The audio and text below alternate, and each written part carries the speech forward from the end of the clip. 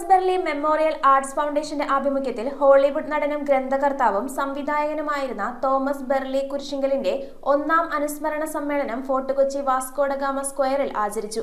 Kochi MLA KJ maxi അനുസ്മരണ യോഗം ഉദ്ഘാടനം ചെയ്തു.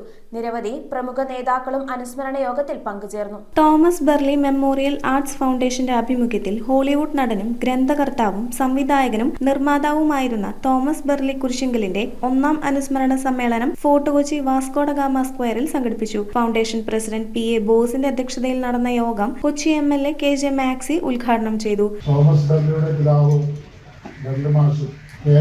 മാഷൊക്കെ ഇന്ത്യൻ സ്വാതന്ത്ര്യ സമരത്തിന്റെ ഭാഗമായിരുന്നത്. സ്വാതന്ത്ര്യ സമര കാലഘട്ടം എന്ന് പറയുന്നത് നമ്മൾ ബ്രിട്ടീഷുകാരോട് ഇടപെട്ടുകൊണ്ടിരുന്ന കാലഘട്ടമാണ്. ഈ ഫോർട്ട് കൊച്ചി എന്നൊക്കെ പറയുന്നത് അന്ന് ബ്രിട്ടീഷിന്റെ അധീനതയുള്ളതാണ്. അവരൊക്കെ ഈ രാജ്യത്തിന് വേണ്ടിയിട്ട് ധീരമായി അവരുടെ സമ്പത്തും സമയവും ഒക്കെ ചെലവഴിച്ചിട്ടുള്ളത്. അങ്ങനെ ഒരു ഫാമിലിയിലാണ് തോമസ് ബെർലി വരുന്നത്. മുൻ മന്ത്രി ഡൊമിനിക് പ്രസന്റേഷൻ മുഖ്യപ്രഭാഷണം നടത്തിയ അനുസ്മരണ യോഗത്തിൽ മുൻ മേയർ KJ സോഹൻ, കൗൺസിലർമാരായ TK അഷ്റഫ്, മഞ്ജുള അനിൽകുമാർ, മുൻ കൗൺസിലർ ഷീബ ലാൽ എന്നിവർ ബെർലി മാസ്റ്ററെ അനുസ്മരിച്ചു. നമ്മൾ എപ്പോഴും നമ്മുടെ മനസ്സിൽ വരുന്നത് മലയാള സിനിമയിൽ എക്കാലത്തും ഇന്നും ഓർമ്മിക്കപ്പെടുന്ന ഒരു ചലച്ചിത്രത്തിലെ നായകൻ എന്ന നിലയ്ക്കാണ്. തിരമാല എന്ന ആ ചിത്രത്തിൽ പ്രേം നസീർ നായകനാകുന്നതിന് മുമ്പ് സുമുഖനായ തോമസ് ബെർലി നായകനായ ചിത്രമാണ് തിരമാല.